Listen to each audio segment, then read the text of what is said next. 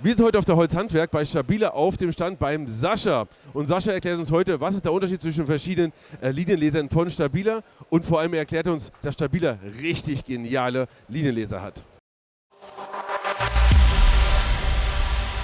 Sascha, Stabila ist bekannt für Wasserwagen. Ja? Eigentlich. Also der Stabila Wasserwagen, absolute Legende, muss man ja sagen. Schreibt gerne mal eure Erfahrungen unten in die Kommentare. Wir haben auch schon ein paar Videos dazu gemacht. Absolute Top-Produkte. Aber dass Stabila auch Laser macht, das wusste selbst ich bis vor kurzem nicht. Ja? Das wusste ich genau bis zu dem Moment nicht, dass einer gesagt hat, Sebastian, geh doch mal zu Stabila und mach mal ein Video über Laser. Und das sagt euch schon eine ganze Menge aus. Und deswegen sind wir heute hier, damit ihr die Laser von Stabila kennt. Vielleicht ist auch nur eine Bildungslücke bei mir, weiß ich nicht. Aber deswegen sind wir ja da, damit möglichst viele Leute Stabila Laser kennenlernen. Und deswegen haben wir hier 4 verschiedene. Ja? Und wir gehen das Ganze mal durch und wir schauen mal, was ist das Richtige für euch und was ist eigentlich der Unterschied zwischen verschiedenen Lasern. Weil ganz ehrlich, wenn ich hier hingucke, würde ich sagen, ja, wahrscheinlich der Beste ist der Beste, ja. Aber vielleicht wird mir der auch reichen, keine Ahnung. Und jetzt, Sascha, erklär uns doch mal, was haben wir hier eigentlich und was ist der Unterschied zwischen den verschiedenen Geräten? Ja, also Stabila macht schon ziemlich lange auch Linienlaser und generell Rotationslaser. Angefangen hat es in den 90er Jahren. Krass. Und also schon sehr, sehr lange mit einer eigenen Entwicklung. Okay. Und auch eine eigene Produktionsstätte. Und das ist jetzt, was ihr hier seht, ist so die neueste und aktuellste Generation an Linienlaser nach den aktuellen neuesten Anforderungen. Und natürlich gibt es auch verschiedene Klassen, verschiedene Anwendungen. Und wo es darauf ankommt, ja, das haben wir uns bei jedem Gerät natürlich im Detail angeschaut. Und gewisse Dinge vereinen alle Geräte immer gemeinsam. Es ist ein Laser drin. Da ist ein Laser drin, das ist schon mal gut, das ist schon mal das Erste. Das Zweite sind aber Ausstattungsmerkmale und dann halt aber auch Qualitätsmerkmale. Okay. Und wenn wir uns die Ausstattungsmerkmale anschauen, sehen wir zum Beispiel als allererstes, was einem auffällt, sind auf der Rückseite sind nämlich Befestigungspunkte, ja. Nämlich magnetische. Und ist zwar überall hier. Ja. Alle Geräte haben Seltenheitmagnete hinten drauf. Warum? Mhm. Ja, um es irgendwo festzumachen halt, ja. Genau. Also am Gerüst dran zu tun, oder? Genau, Gerüst oder ein Profil, ja. Also irgendwas Magnetisches hat man auf der Baustelle oder einen Klemmhalter und dann kann man das schon mal grundauf befestigen. Eine weitere Eigenschaft, aber das ist jetzt nichts Neues, ist auch keine stabile Erfindung, ist natürlich dann hinten ein Stativ, eine Stativaufnahme. Das sind erstmal so die grundlegenden Dinge. Haben sie aber alle. Okay. Genau, und das ist jetzt auch keine eine Weltneuheit, sondern das Besondere muss man auch ganz klar sagen, und das ist das, was Stabila vereint, ist, wir haben die entspiegelten optischen Gläser und eine Iode, die eine extrem scharfe, dünne, aber trotzdem sichtbare Linie hat. Und das zieht sich von dem Einstiegsgerät, was im Mai rauskommt, bis hin zu unserem Top-Produkt LAX 600, den Multilinienlaser, den man ja auch schon auch sehr häufig gesehen hat. Ja. Aber lass uns doch die Linie mal anschauen. Wir haben hier ein Testobjekt, sehr teuer.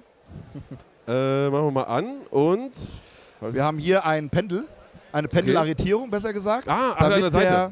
Damit das Pendel geschützt ist im Transport, ne, dass das so logisch. Schläge ab kann. Damit es sich gegenschlägt, ja. Jetzt machen wir mal das Pendel auf und jetzt ist es frei. Jetzt sieht man auch hier drin, ja. Jetzt pendelt das von der Sache her und pendelt sich dann entsprechend aus. Und wenn wir das jetzt mal hier sehen, die geht immer die häufigste Anwendung von einem Linienlaser ist die Horizontallinie. Deswegen startet er auch mit der Horizontallinie, dass man nicht unnötig 2 Linien anmacht und die dann unnötig verbraucht, dass man entsprechend lange Akkulaufzeit hat. Okay.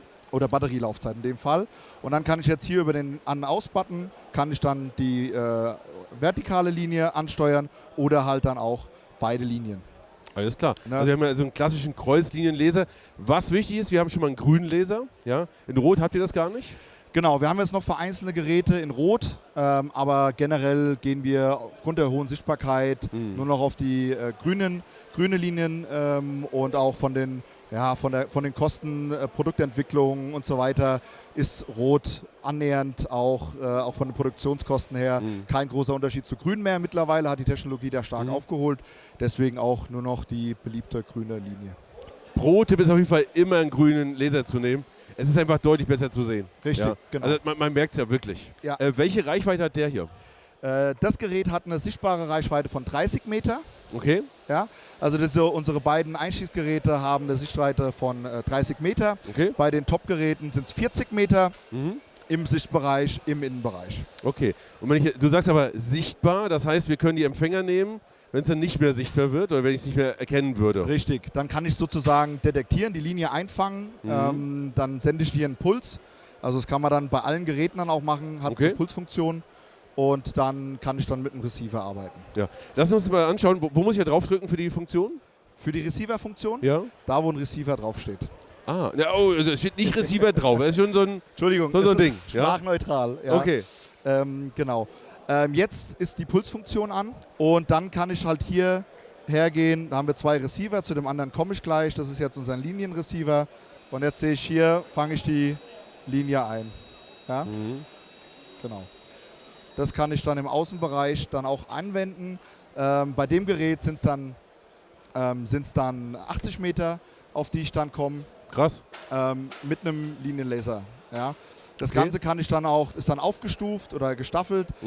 100, 150, 200 Meter Arbeitsbereich. Das heißt, das ist schon amtlich. Die Diagonale, genau. Ja. Also ich brauche nicht unbedingt mehr den Rotationslaser. Ich sage mal klar, wenn ich viel Gartenlandschaftsbau mache und diese hohen Reichweiten habe, dann macht es Sinn. Aber wenn ich jetzt nur eine Terrasse machen will oder ein Vordach oder sowas, dann kann ich das entsprechend mit solchen Geräten mittlerweile machen. Wo ist der andere Empfänger? Genau, der andere Empfänger ist gerade für Anwender gedacht, die auch einen Rotationslaser haben.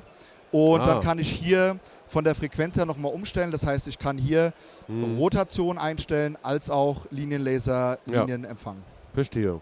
Okay, dann lass uns mal eins weiterschauen. Also das heißt, hier haben wir den klassischen Kreuzlinienlaser, sehen wir hier. Ich mache ihn mal aus. Ja. Jetzt haben wir den nächsten. Ich schalte ihn einfach mal ein. Was sehen wir jetzt hier? Erstmal eine Linie.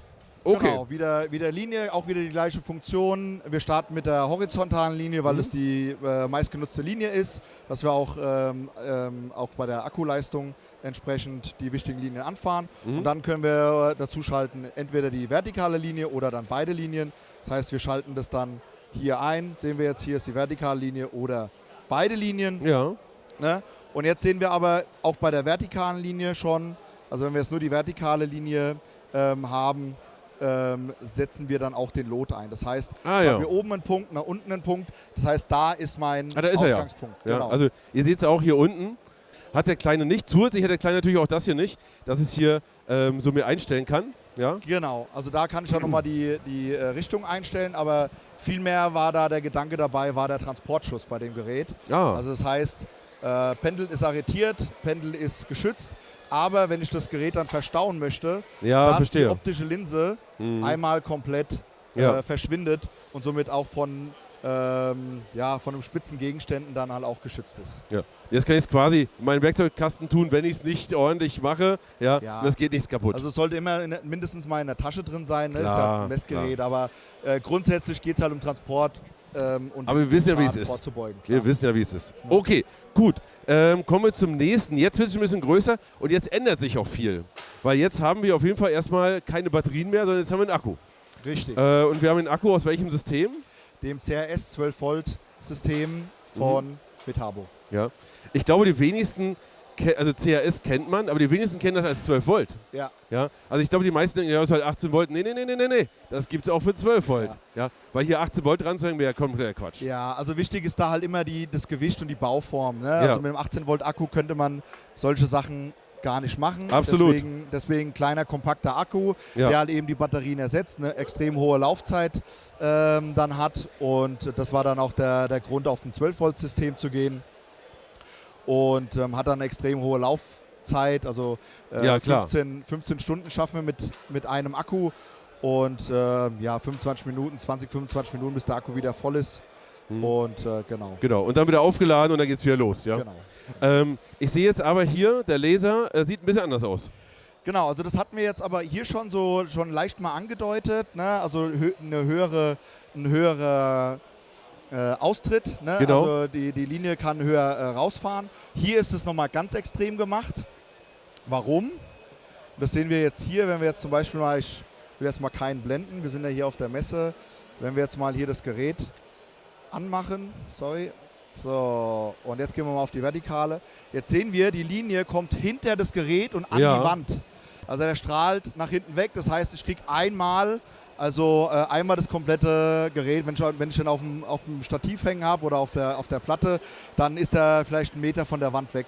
Ja, und dann habe ich auch fast, ich sage jetzt mal 360, 320 Grad ungefähr, ja. Je nachdem, wie er positioniert ist. Er hat natürlich einen toten Winkel durch sich selbst, das ist klar. Genau. Ja. Okay. Genau. Er hat aber keinen Lotpunkt. Das Gerät hat hier unten eine Lot. Ja. Ne? Und hier hinten halt die Linie, die komplett. Klar. Ja, okay. Ja, macht Sinn. Okay. Genau. Zusätzlich ist es so, natürlich geht es genauso mit dem Empfänger und so weiter und so fort. Was ist das, 100 Meter? Hier bei dem Gerät sind wir schon bei 150 Meter. 100 Meter überlegt immer, 150 Meter. 150 Meter, genau.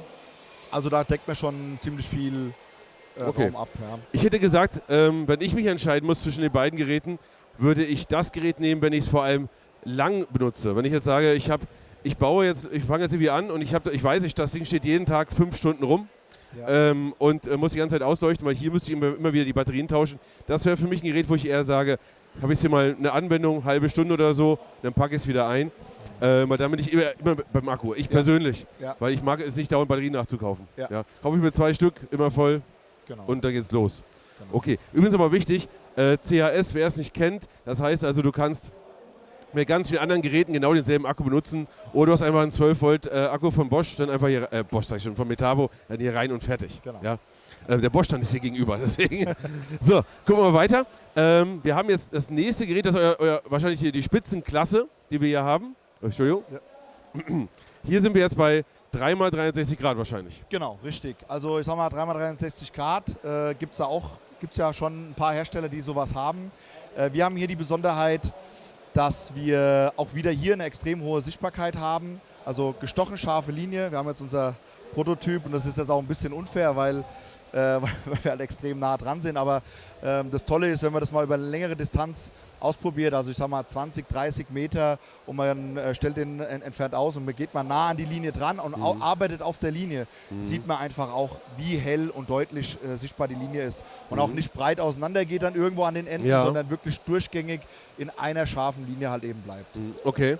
Also schreibt auch gerne mal in die Kommentare, wenn ich es testen soll.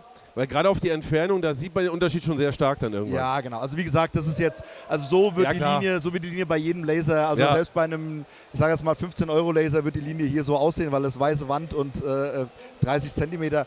Aber wie gesagt, das ist wirklich kritisch, wenn es dann in die langen Distanzen geht und dann auf der Linie, auch von der Entfernung zu arbeiten oder auf der Linie zu arbeiten, nah am Objekt. Da sieht man halt wirklich dann den Unterschied. Aber der ist auch ganz neu, ja? Der kommt erst in 1, 2 Monaten raus? Also den gibt es jetzt schon, den haben wir jetzt schon 2 Jahre am Markt. Der war ganz neu. Das Gerät haben wir letztes Jahr gebracht, das Gerät auch letztes Jahr und dieses Jahr im Juni kommt dann unser neuer LRX60G raus. Also ganz wichtig für euch, wenn ihr das Video seht, gibt es den noch nicht zu kaufen. Richtig, also den gibt es ab Sommer, wird es ab Juni geben, ist der offizielle Verkaufsstart. Und da freuen wir uns schon drauf, weil das ist ein Gerät, das hat uns jetzt noch gefehlt. Der ganze Klein, Update kompakt. mit den ganzen Funktionen her, das hat jetzt einfach noch ein bisschen gebraucht, bis das Gerät dann auch perfekt war. Und da freuen wir uns einfach auch drauf. Das ist ein ganz tolles Gerät. Wie kann ich zwischen Lesern hin und her schalten mit dem Schalter hier hinten? Da kannst du den Akku dann rausnehmen. Achso, Akku, ja. Das ist einfach die Orientierung.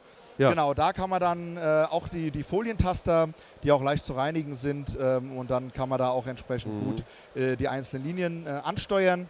Das hier ganz wichtig, finde ich.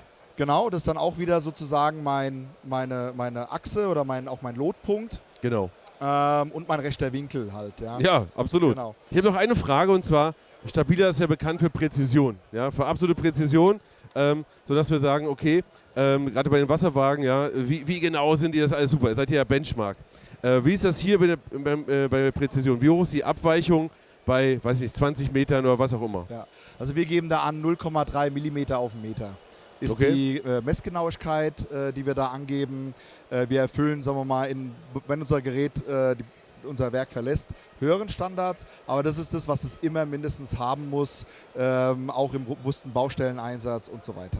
Ich glaube, jetzt haben wir alle Infos, Sascha. Und ihr habt vor allem auch alle Infos, wenn ihr euch den nächsten Linienleser kaufen wollt. Dann wisst ihr genau, ist es A, B, C oder D. Oder sagt ihr sogar, ich brauche 200 Meter und ihr braucht doch einen Empfänger dazu.